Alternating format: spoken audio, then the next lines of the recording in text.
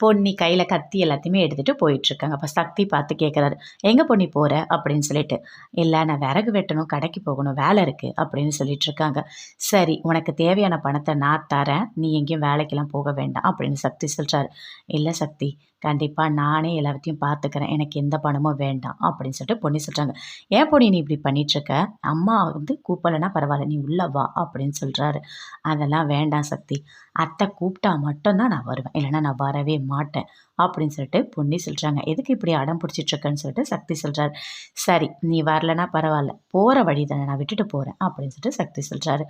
இல்லை இல்லை, உங்களுக்கு எதுவும் மீட்டிங் இருக்குன்னு சொன்னீங்களே, நீங்கள் போங்க சக்தி அப்படின்னு சொல்லிட்டு அங்கேருந்து போகிறாங்க. இது எல்லாமே சந்திரசேகர் மேலேருந்து பார்த்துட்ருக்காரு. அங்கேருந்து ஜெயா கிட்ட போய் பேசுகிறாரு.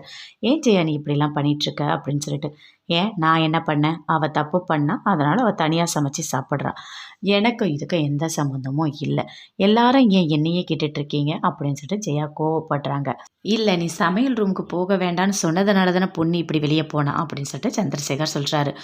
நான் பண்ணது எல்லாமே கரெக்டு. கேஸ் லீக் ஆனது ரொம்ப பெரிய தப்பு. இந்த மாதிரி ஜாக்கிரதை இல்லாமல் பண்ணால் நான் இப்படி தான் முடிவெடுப்பேன். அந்த பொண்ணு உள்ளே நான் வரக்கூடாது அப்படின்னு சொல்லிட்டு ஜெயா சொல்கிறாங்க.